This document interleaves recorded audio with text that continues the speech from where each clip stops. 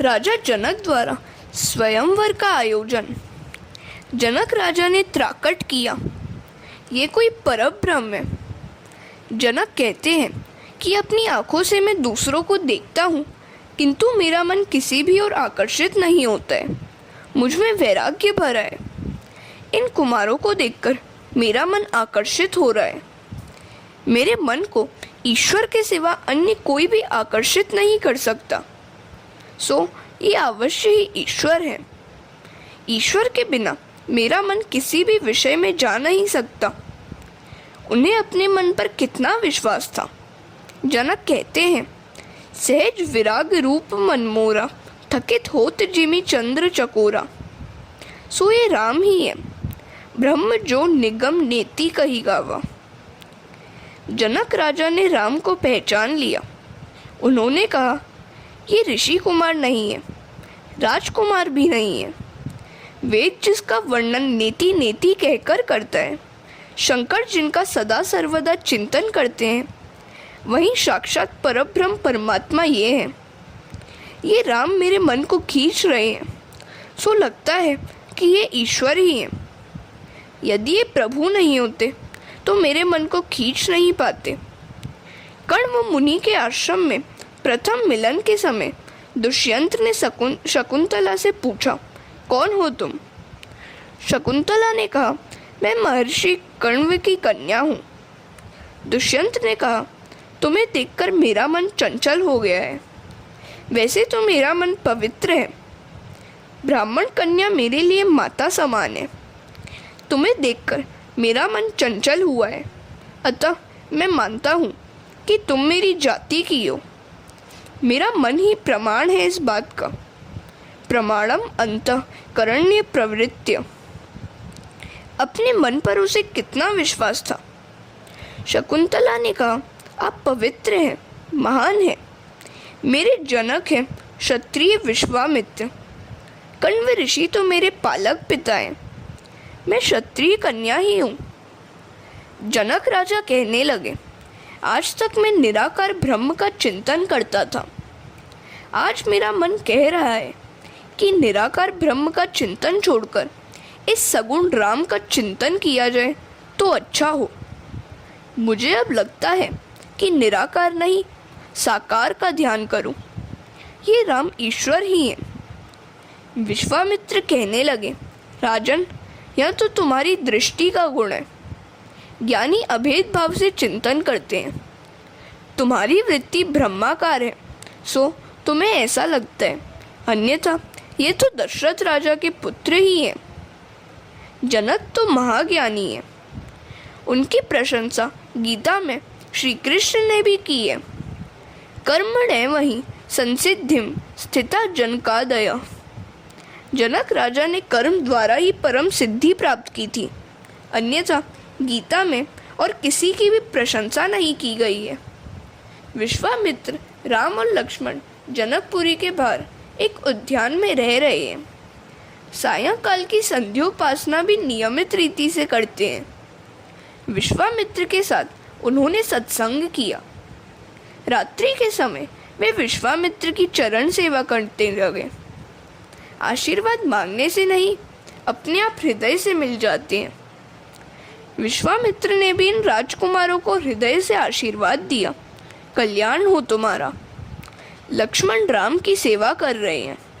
वे सोचने लगे कि संभवतः मैं कल से चरण सेवा का लाभ पा न सकूंगा। कल बड़े भैया का विवाह होगा, अतः उनकी चरण सेवा का अधिकार अब तो भाभी को ही मिलेगा। सेवा करने का यह मेरा अंतिम दिन है। कल से मैं सेवा कर नहीं पाऊंगा। राम की सेवा के बिना मुझे चैन नहीं मिलता। सेवा और स्मरण के बिना जिसे चैन न मिले, वही सच्चा वैष्णव है। जो सेवा और स्मरण के हेतु जीता है, वही वैष्णव है। लक्ष्मण को बड़ा दुख होने लगा कि अब सेवा का अधिकार और अवसर छीना जाएगा। उनका मन अकुलाने लगा। उनका हृदय भर आया। आंखों में से आंसू की बौछार होने लगी। प्रभु ने देखा कि उनका लक्ष्मण रो रहा है। वे लक्ष्मण से रोने का कारण पूछने लगे। क्यों रोते हो भाई? क्या माता की याद तो आ रही है? तुम रोते हो तो मुझे बड़ा दुख हो रहा है। रामचंद्र का प्रेम आदर्श प्रेम था। लक्ष्मण संकोचवश बोल नहीं पा रहे थे। राम लक्ष्मण के हृदय को जानते हैं। उन्होंने लक्ष्मण से कहा, भाई, मेरे विवाह के बाद दाहिने चरण की सेवा तुम करना और बाएं चरण की सेवा सीता करेगी। तुम्हें देखे बिना मुझे नींद नहीं आती। विवाह के बाद भी मैं तुम्हें नहीं छोड़ूंगा। चाहे तेरी भाभी को छोड़ना पड़े, तुम्हें नहीं छोड़ूंगा। राम सभी के अंतर्यामी हैं, किंतु लक्ष्मण तो राम के भी अंतर्यामी हैं। तो ऐसा था राम का बंधु प्रेम। दूसरे दिन प्रातःकाल हुआ तो लक्ष्मण जी सबसे पहले उठ गए। हरे कृष्णा। स्त्री का धर्म है कि पति के भोजन के पहले भोजन और शयन के पहले शयन न करे। यही धर्म सेवक का भी है। विश्वामित्र शालिग्राम की पूजा करते थे, सो राम लक्ष्मण को पूजा के लिए पुष्प, तुलसी दल आदि लेने के लिए उन्होंने उद्यान में भेजा। राम लक्ष्मण पुष्प और तुलसी दल एकत्र करने के लिए उद्यान में घूमने लगे। माली को चाचा कहकर पुकारा। माली ने पीछे देखा तो राम लक्ष्मण उसे बुला रहे थे। उसने कहा, मैं तो एक अधम सेवक हूँ। राम ने कहा, सेवक भले हो, किंतु आप हमसे बड़े हैं। राम की विनय से माली उन्हें बार बार नमन करने लगा। राम सभी को एक समान मानते थे, अतः उनके वनगमन में अयोध्या की समग्र प्रजा का अश्रुश्रावण कोई आश्चर्य की बात नहीं है। राम लक्ष्मण तुलसी को भी वंदन करते हैं। तुलसी की नित्य वंदना करने वाले को कभी बीमार नहीं होना पड़ता। प्रणाम किए बिना कभी तुलसी दल ना लो, उसे नाखून से मत तोड़ो। जब भी तुलसी दल चुनने का प्रसंग आए, उसे प्रणाम करके कहो कि ठाकुर जी के चरणारविंद में चढ़ाने के लिए चुनने की अनुमति दे। तुलसी तो राधा जी का अवतार है। सायंकाल के बाद तुलसी का स्पर्श न करो। स्त्री का धर्म है कि प्रतिदिन तुलसी और पार्वती की पूजा करे। ऐसा करने से सौभाग्य अखंडित रहता है। उसी समय उद्यान में सीता जी भी आई। राम और सीता की दृष्टि का मिलन हुआ। इस दृष्टि मिलन की कथा मात्र तुलसीदास जी के रामचरित्र मानस में ही है। वाल्मीकि रामायण, भावार्थ रामायण, आनंद रामायण, आध्यात्म रामायण आदि में नहीं है। सीता जी ने जगदम्बा को प्रणाम करके राम जैसा पति मांगा। सीता जी प्रार्थना करती हैं, जय जय गिरवर राज किशोरी, जय महेश मुखचंद चकोरी, देवी पूजी पद कमल तुम्हारे, सुर नर मुनि सब हो ही सुखारे।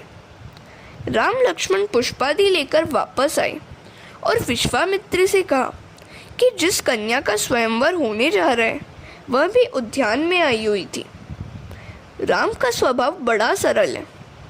उनके मन में छल कपट नहीं है। सरल स्वभाव छुअत छल नाई।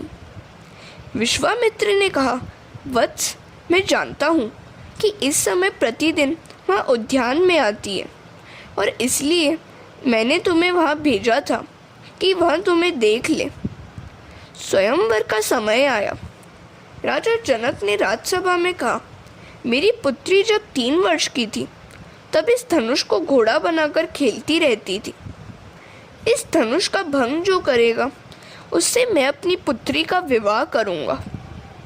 इस सभा में रावण भी उपस्थित था। बिना कारण क्लेश करे, अपनी जयकार स्वयं करे। जो स्वयं आत्म प्रशंसा करता फिरे वही रावण है। इस सभा में भी वह अपनी जयकार करने लगा। बिना कारण ही उसने राजा जनक से झगड़ा मोल लिया। धनुष उठाने का प्रयत्न करता हुआ वह अपनी जयकार कराने लगा। अपनी प्रशंसा अपने आप ही करे वह रावण ही है। पार्वती ने शिवजी से कहा, आपका शिष्य रावण बहुत अभिमानी हो गया है। कुछ ऐसा उपाय करें कि वह धनुष उठा ही न सके। 300 शिव सेवक सूक्ष्म रूप धारण करके उस धनुष पर बैठ गए। रावण धनुष न उठा सका और भरी सभा में उसकी शेखी धूल में मिल गई। ऐसा होने पर अन्य सभी राजा भी सावधान हो गए। जब महाबलवान रावण को मुंह की खानी पड़ी तो हमारी हस्ती ही क्या है। धनुष उठाने से सब कतराने लगे। हरे कृष्णा। प्रभु प्रेम और सत्यभामा नारद प्रसंग। एक बार सत्यभामा के मन में अभिमान हो आया कि प्रभु को वही सबसे प्रिय है। एक दिन नारद जी घूमते फिरते वहां पहुंचे तो सत्यभामा ने उनसे कहा, मुझे हर जन्म में यही पति मिले, ऐसा कोई उपाय बताइए। नारद जी ने कहा, आज जिस वस्तु का दान करेंगी वहीं अगले जन्म में आपको प्राप्त होगी। अतः यदि आप श्री कृष्ण को ही अगले जन्म में पति के रूप में पाना चाहती हैं तो उनका दान कर दीजिए। ऐसा दान देने के लिए सत्यभामा तो तैयार हो गई, किंतु ऐसे दान को स्वीकार कौन करता। कोई भी व्यक्ति उस दान को लेने के लिए इच्छुक नहीं था। अंत में नारद जी को ये स्वीकार करने के लिए समझाया गया। वे राजी हो गए। सत्यभामा ने संकल्प करके श्री कृष्ण का नारद जी को दान कर दिया। श्री कृष्ण को दान में पाकर नारद जी उन्हें अपने साथ ले जाने लगे। सत्यभामा नारद जी से पूछने लगी, मेरे पति को आप कहाँ लिए जा रहे हैं। नारद जी ने कहा, आपने अभी अभी तो मुझे उनका दान किया है, अतः वे मेरे हो गए। दान में दी गई वस्तु दान देने वाले की हो जाती है। अब कृष्ण पर मेरा अधिकार है। अब सत्यभामा को अपनी भूल समझ में आई। वे श्री कृष्ण को मांगने लगी और नारद जी देने से इनकार करने लगे। उधर जब ये सारी बातें अन्य रानियों तक पहुंची तो वे सभी दौड़कर आ गईं, पर एक रुक्मणी नहीं आई। सभी रानियां नारद जी से विनती करने लगी कि उनके पति को वापस दे दीजिए। नारद जी ने बोला, सत्यभामा ने श्री कृष्ण को दान किया है, अतः अब वो मेरे हो गए हैं। हाँ, फिर भी यदि आप इन्हें वापस लेने की इच्छा करती हैं तो इनका जितना वजन है उतना सुवर्ण मुझे दे दें तो मैं इन्हें लौटा दूं। सत्यभामा प्रसन्न हो गई। उसने सोचा कि मेरे पास तो ढेर से आभूषण है और स्यमंतक मणि भी है, पति का वजन होगा तो भी कितना होगा। वे अपने सारे आभूषण ले आई, किंतु यह क्या हुआ। सत्यभामा ने हीरा, मोती, स्यमंतक मणि सहित अपने सारे के सारे आभूषण तुला में रख दिए, फिर भी श्री कृष्ण का पल्ला नीचा ही रहा। अब तो सारी रानियां भी घबरा गईं और दौड़ दौड़ कर अपने अपने आभूषण ले आई। उनके आभूषण भी तुला में रख दिए गए, फिर भी कृष्ण का पल्ला नीचे ही रह गया। जीव जब अभिमानी हो जाता है तो भगवान भी भारी हो जाते हैं। उनके आगे हीरा, मोती और सुवर्ण का मोल ही क्या है। रानियों ने आभूषणों से श्री कृष्ण का मोल करना चाहा, सो हजारों मन आभूषण रख देने पर भी उनका वजन श्री कृष्ण के वजन से कम ही रहा। सत्यभामा के अभिमान का नाश करने के हेतु ही यह सारी लीला रची गई थी। सब रानियां सोच में डूबी हुई थी कि अब क्या किया जाए। सत्यभामा ने श्री कृष्ण का दान करके अनर्थ कर डाला था। अंत में सत्यभामा ने रुक्मिणी का आसरा लिया। रुक्मिणी भी वहां आई। रुक्मिणी सारा भेद समझ गई कि भगवान की तुला क्यों नहीं हो रही है। रुक्मिणी ने अन्य रानियों से कहा, भगवान की तुला क्या सुवर्ण से हो सकती है। उन्होंने पल्ले में प्रेम से एक तुलसी दल रख दिया तो भगवान की तुला पूर्ण हो गई। रुक्मिणी ने पूरे प्रेम से तुलसी दल अर्पण किया था, अतः भगवान का पल्ला ऊपर उठ गया। इसी प्रकार बुढ़ाना के लिए भगवान सवा बाल एक धान्य विशेष के बराबर हो गए थे। धन्य धन्य बुढ़ाना की नारी, सवा बाल भये वनमाली। हरे कृष्ण। ईश्वर कभी ऐसी इच्छा नहीं करते कि कोई उनकी सेवा करे।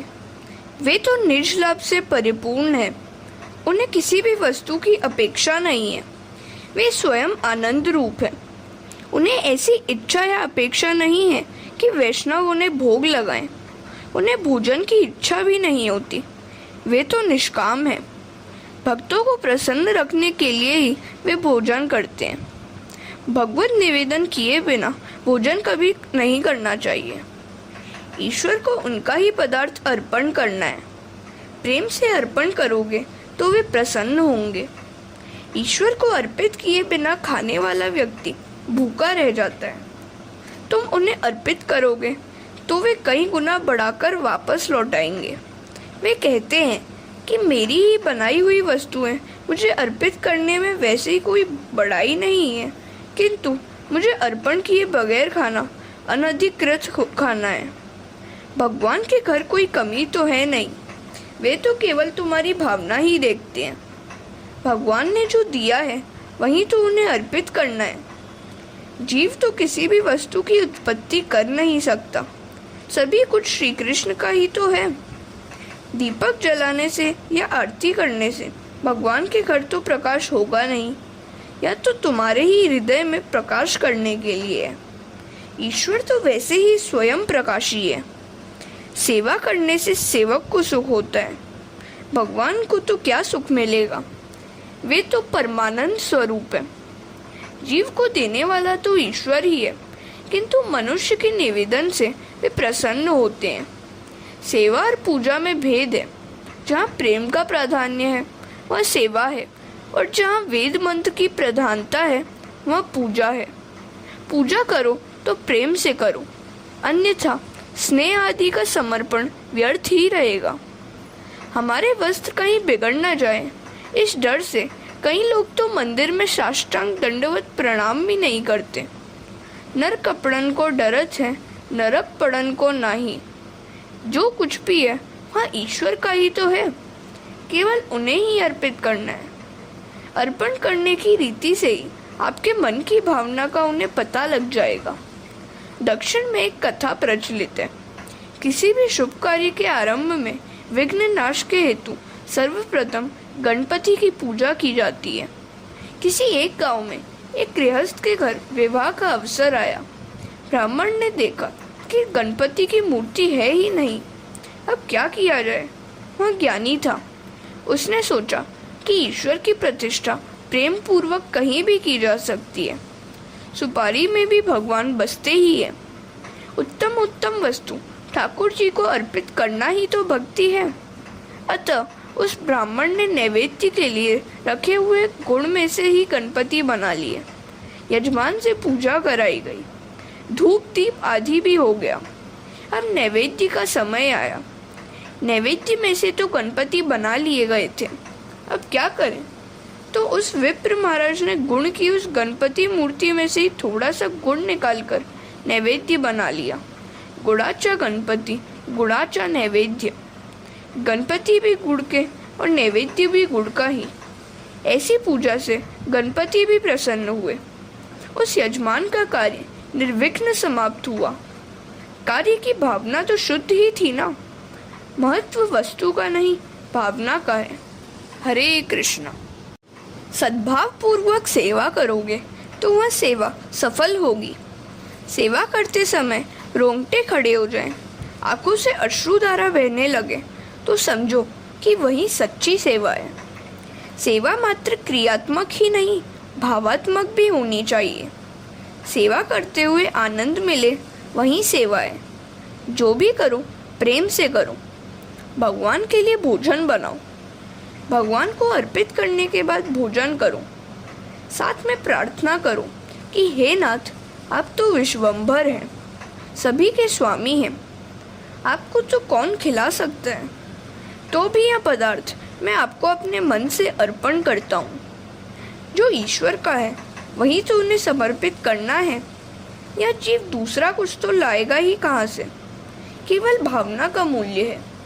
परमात्मा तो परिपूर्ण है, उन्हें कोई अपेक्षा नहीं है, उन्हें किसी भी वस्तु की क्षुधा नहीं है। वे तो मात्र भावना के भूखे हैं। उन्हें तुम भाव से अर्पित करोगे तो वे उसका कई गुना अधिक बनाकर तुम्हें ही वापस देंगे। भक्ति मार्ग में भाव के बिना सिद्धि प्राप्त नहीं होगी। ज्ञान मार्ग में त्याग और वैराग्य आवश्यक है। पिता बालक को रुपया देता है, वह कभी वापस भी मांगता है। यदि बालक रुपया वापस नहीं देगा तो पिता को दुख होगा कि मैंने ही तो उसे दिया है, फिर भी यह नहीं लौटाता। पर यदि बालक रुपया वापस दे देगा तो पिता को हर्ष होगा। रुपया तो उसी का है, फिर भी वह रुपया पाकर उसे संतोष होता है। ईश्वर जीव मात्र के पिता हैं। उन्होंने हमें जो कुछ दिया है वही तो हमें उन्हें देना है। प्रतिज्ञा करो कि ठाकुर जी को अर्पित किए बिना कुछ भी नहीं खाओगे। कई बार ऐसा भी देखने में आता है कि घर के सारे लोग भोजन के लिए कहीं बाहर जा रहे हैं तो भगवान को मात्र दूध ही दे देते हैं और कहते हैं, नाथ दूध ही पी लीजिए, आज हम तो मोहन थाल खाने जा रहे हैं। पर यह कोई अच्छी बात नहीं है। चाहे सारे घर में कोई भी भोजन नहीं करने वाला हो, फिर भी भगवान के लिए सभी कुछ बनाना ही चाहिए। कथा सुनकर यदि कोई शुभ संकल्प नहीं किया जाता तो श्रोता का सुनना और वक्ता का कहना दोनों निरर्थक ही होता है। कथा सुनकर उसे हृदय में रखो। किसी भी स्वरूप की मूर्ति की स्थापना करके उसके प्रेम और भावपूर्वक सेवा करो। चित्त स्वरूप की अपेक्षा मूर्ति स्वरूप अधिक अच्छा है। सेवा करते समय मन में ऐसा ही भाव रहना चाहिए कि यह साक्षात परमात्मा ही है। सेवा के आरंभ में ध्यान करो, संपत्ति के अनुसार खर्च भी करो। सुंदर सिंहासन बनाओ। ध्यान से भावना करो कि भगवान वैकुंठ से इधर आ रहे हैं और मेरे घर के सेव्य स्वरूप में प्रविष्ट हो रहे हैं। सेवा करते समय किसी भी व्यक्ति के साथ बातचीत मत करो, उसे भी नमस्कार ही कर लेना। न तो कोई परमात्मा से श्रेष्ठ है और न कोई परमात्मा के समान ही है। सेव्य में मन को लगाए रखना ही सेवा है। तुम अपने शरीर से जैसा प्रेम रखते हो वैसा ही प्रेम ठाकुर जी के स्वरूप में भी रखो। परमात्मा के अनंत उपकार हैं। सदा यही सोचो कि मेरे कई बार प्रभु ने ही रक्षा की है। मैं भगवान का सेवक हूँ, दास अनुदास हूँ, मैं तुम्हारा हूँ। सेवा में दास्य भाव मुख्य है। दास्य भाव से हृदय शीघ्र ही नम्र बन जाता है। सेवा में दास्य के आने से हृदय पिघलता है। कृष्ण सेवा में जब तक हृदय पिघलता नहीं है तब तक सेवा सफल नहीं हो सकती। दास्य भाव के बिना सेवा नहीं फलती। सेवा स्नेह और समर्पण भाव से करो। जब तक मूर्ति के प्रति भगवत भाव न जागे तब तक प्रत्येक पदार्थ के प्रति भी ईश्वर भाव नहीं जागेगा। सेवा करते समय लक्ष्य में वही रहे कि यह तो प्रत्यक्ष ईश्वर ही है। जिस दिन तुमसे कोई पाप हो गया होगा उस दिन सेवा करते समय प्रभु अप्रसन्न से लगेंगे। जीव पाप करता है तो उन्हें दुख होता है, कष्ट होता है। अतः शुद्ध होकर सेवा करो। जब तक मन मलिन होगा तब तक आनंद की प्राप्ति नहीं होगी। मन से मलिनता दूर करो। प्रभु सेवा में भावना और अटलता कैसी होनी चाहिए, इस विषय में नामदेव महाराज का एक जीवन प्रसंग द्रष्टव्य है। हरे कृष्णा।